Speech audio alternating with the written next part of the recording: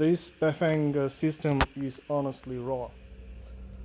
Hello guys, my name is Dennis and I'm a professional bike mechanic. In this video I would like to speak about the Luna X1 full suspension carbon fiber e-bike.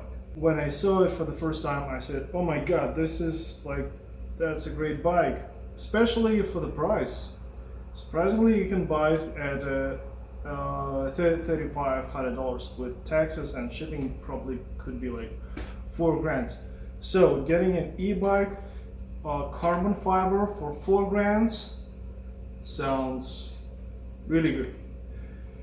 It has Bafang Motor Luna, which I saw only huge kits like this. That's also Luna.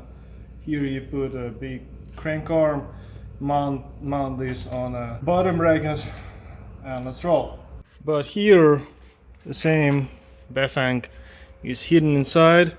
So as far as I understood, this is the first generation of those built-in motors. Let's look at what is going on here.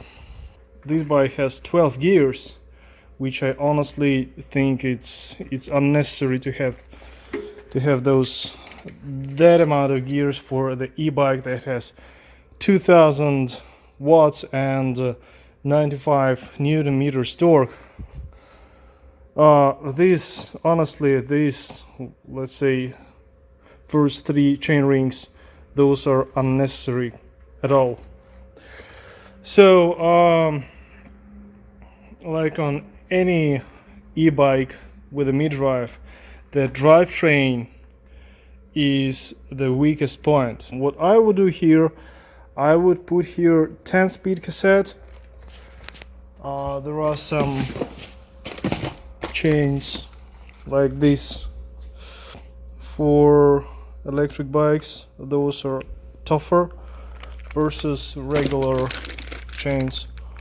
Or I would throw here just a single speed chain, because that thing can pull you to any climb with no sweat. Derailleur, it's not really strong,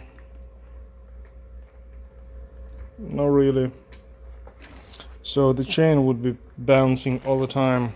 Just in comparison, Shimano Deore, this exactly system, it has a switch between soft and hard, and that's for e-bikes.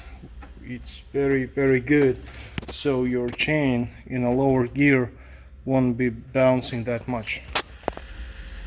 So coming back to the drivetrain, I see here this gap is way too big, and as you can see, those grooves, those also I had situations when you shift to the last gear and the chain falls in this gap.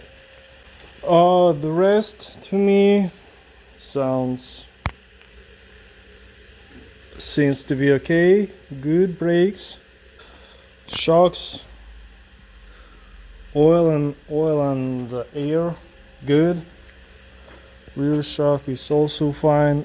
It could be a little bit better, but for those money that's acceptable. Speaking about this computer, if you really fall on the bike and collapse this computer, most likely you will destroy it. It should be somewhere here. This computer is way too big.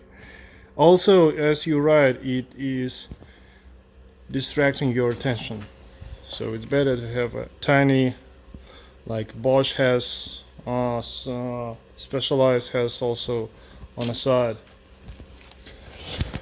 And now I would like to make an actual test ride of this bike and see how the motor is reacting on shifting, since this is like a first generation of those built-in motors.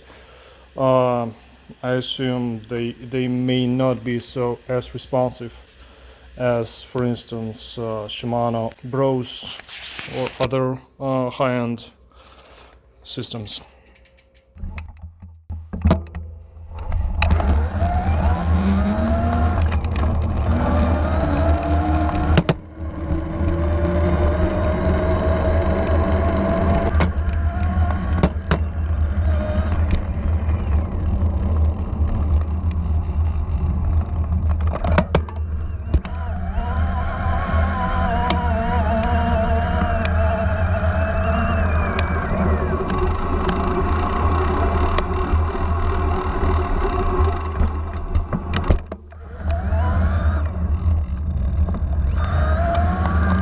So these strikes are a bad signal, meaning that the torque sensor does not deactivate motor fast enough.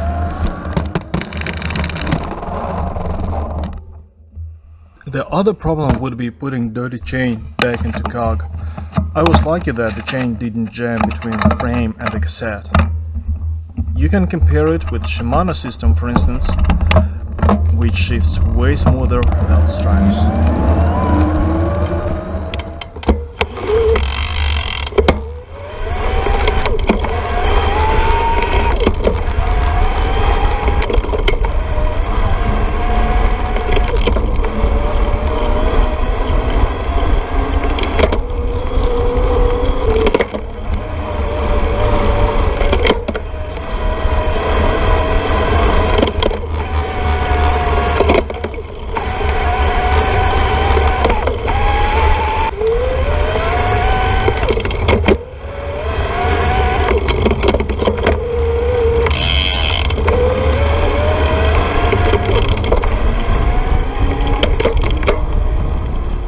Came back from a test ride, and what I understood is that Bafang Motor, yes, it has torque sensor, but this torque sensor doesn't work as amplifying energy mechanism. For instance, if you press a little bit, it gives a little bit torque, more torque. No, just work as a switch on or off. So if you want to shift gears and you slightly pedal, you will definitely hear a kick from the back when the chain is jumping from one cog to another, which is not really good, and you can easily rip your chain. So chain breaker is a must-have tool with this bike. Also, please check my previous video where I compared Shimano versus Bros versus Bosch mid-drive systems. Well, thanks for watching. Share and like. Bye.